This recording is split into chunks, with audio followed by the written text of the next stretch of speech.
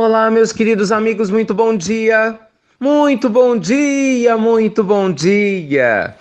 Começando mais uma pílula do nosso amado Evangelho de hoje, dia 26 de abril, quarta-feira, meio da semana, mais um dia importante para todos nós, a gente poder aproveitar ao máximo para as nossas reflexões, não é verdade? Hoje, gente, eu queria conversar um pouquinho com você sobre alguns assuntos, interrelacionados, que nós temos recebido muitos pedidos para que a gente possa falar dele aqui na Pílula do Evangelho. Casamento, relacionamentos difíceis, divórcio, traição, educação dos filhos, quando há essa separação e a responsabilidade espiritual. Você vê que é muita coisa interligada, né? Nosso espaço é curtinho. Vamos lá, Senhor, me inspira, vamos lá. Olha, todos nós sabemos que nada acontece por acaso, não é verdade? E que cada um de nós, lógico, é responsável por tudo que constrói na própria vida. Né? Atitudes positivas, resultados bons, atitudes negativas, naturalmente a gente vai colher algo na mesma linha. Um relacionamento afetivo, meus amigos, ele também segue essa mesma linha de raciocínio. Aliás, aí é que segue mesmo, né? Nós estamos criando conexão com outro ser humano, com sentimentos, com emoções, emoções profundas, ligadas à parte afetiva, inclusive à energia sexual. Então é claro que quando duas pessoas se relacionam a ponto de decidirem que vão casar, é claro que o objetivo central é que elas façam pelo menos o máximo que esteja ao seu alcance para fazer essa união dar certo. Né? É natural que se tenha uma expectativa de que essas almas, que certamente não cruzaram o caminho uma da outra por acaso, possam aprender uma com a outra a crescer espiritualmente, a se tornarem pessoas melhores e a construírem uma família, que é a célula base da sociedade. Em O Livro dos Espíritos, a gente aprende que a monogamia e a construção da família são grandes sinais de evolução, da nossa sociedade. Mas o problema, gente, nós sabemos disso, é o que muitas vezes acontece, é que essas uniões se dão em bases muito frágeis, não é?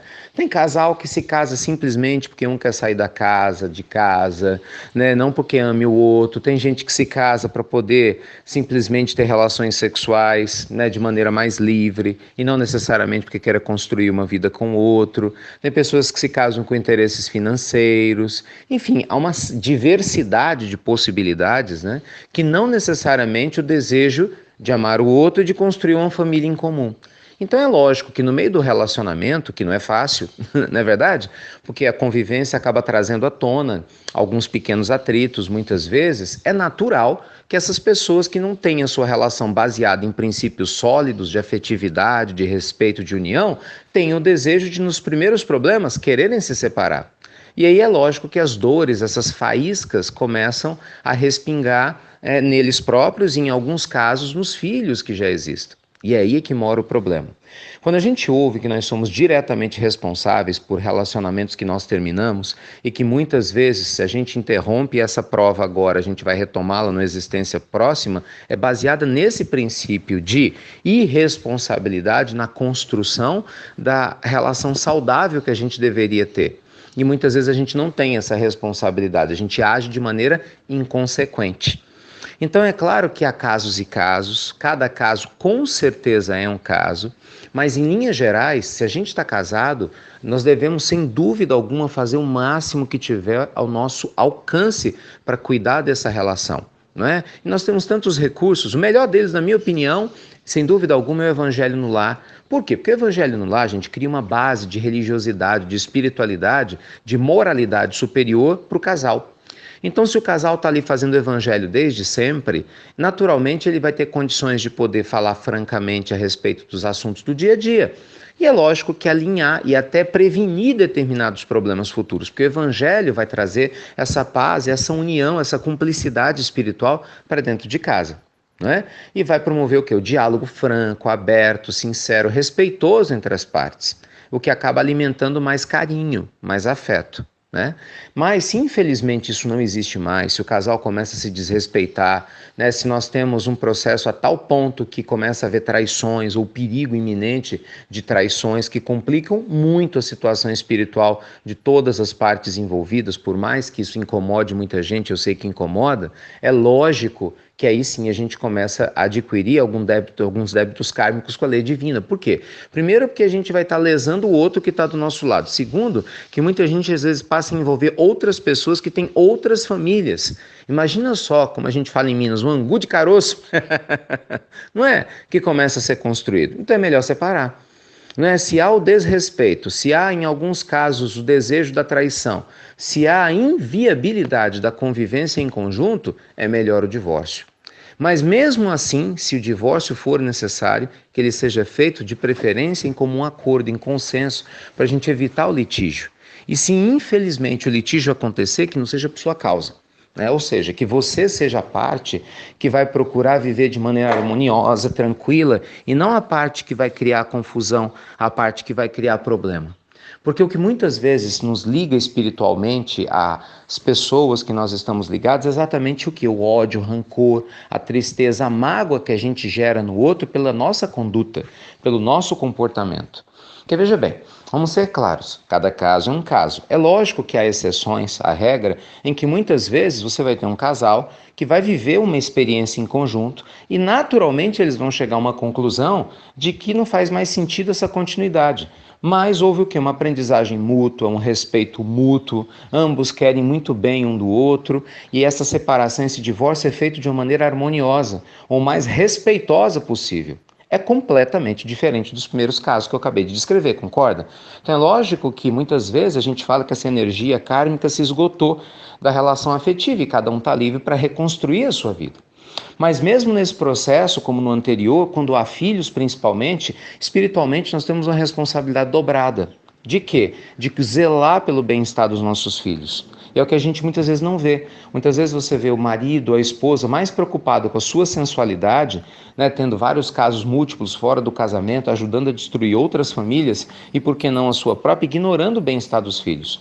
Ou então a gente vê pessoas muito mais preocupadas em ficarem casadas por causa do dinheiro, por causa dos bens, da transferência dos bens, do que necessariamente preocupada com a estrutura do lar e ignorando o sentimento dos filhos. Esse é o que é o problema e que gera graves problemas espirituais, na vida futura. Então, gente, o carinho, o respeito e até bom senso, é lógico que são fundamentais nessa situação. Então, se houve a separação, converse francamente com seus filhos, explique o porquê, de preferência os dois, mostrando que há um respeito mútuo, um carinho, que nada vai mudar no amor e na relação com as crianças, com os adolescentes, E que de repente papai e a mamãe estão escolhendo seguir outros caminhos, mas que sempre vão ser papai e mamãe, das crianças e que vão estar em ligação constante. Então a gente substitui a sensualidade, a gente substitui o individualismo e o egoísmo por um respeito mútuo e por essa sensação de família, reconhecendo a grandeza divina que é ter uma família. Mesmo que às vezes os planos mudem, depois de algum tempo, o que também é possível e passível que aconteça. Mas a gente precisa ter bom senso para lidar com tudo isso, ok? Então, resumo da ópera. Se temos um relacionamento, façamos o máximo para preservá-lo. Estude, faça terapia, converse, seja humilde, dialogue, faça de tudo. Não deu certo? Então que essa separação seja amigável, saudável, sensível, respeitosa. O outro não quer fazer assim, que você seja pelo menos respeitoso. Nada de sair falando mal um do outro, nada de ficar colocando os filhos contra os pais ou contra as mães, porque isso sim gera problemas espirituais grandes e demonstra uma pequenez moral de quem assim o faz, usar filhos ou ficar denegrindo a imagem de uma outra pessoa que durante tanto tempo esteve do seu lado e só vai denegrir a sua própria imagem perante você e perante a lei divina. E aí, a partir daí, reconstrua a sua vida com dignidade. E não de uma maneira fútil, frívola, simplesmente porque você tem liberdade agora, de novo, digamos, como o pessoal gosta de falar, estou no mercado novamente, Cada expressão esquisita. E aí a pessoa começa a se sensualizar. E começa muitas vezes a agir de maneira inconsequente. Tem gente que fala, vou tirar o atraso que eu estava casado. Olha que absurdo. Aí vai se envolvendo um monte de rolos, confusões, Muitas vezes envolve vícios, bebidas, drogas, quando não sexo todos os dias com pessoas diferentes. Como, gente, que uma pessoa vai ser feliz assim? Não tem como. Então é claro que quem vai recomeçar a sua vida tem o direito de recomeçar e de buscar uma nova relação, mas que seja pautada em princípios saudáveis, salutares, de respeitabilidade mútua, tanto a si próprio quanto a eventual outra pessoa que vai encontrar. No final das contas, no frigir dos ovos, a gente vai chegar no mesmo ponto que está presente em tantas obras espirituais, Vida e Sexo de Emmanuel, né? A gente vai ver Tormentos da Obsessão, livro de Manuel Filomeno de Miranda, e tantas outras reflexões baseadas em Livro dos Espíritos e em livros universais de outras culturas. O que manda é a nossa consciência alinhada com o amor, porque quem ama se preocupa, quem ama cuida, quem ama se importa com o outro, com o ser amado.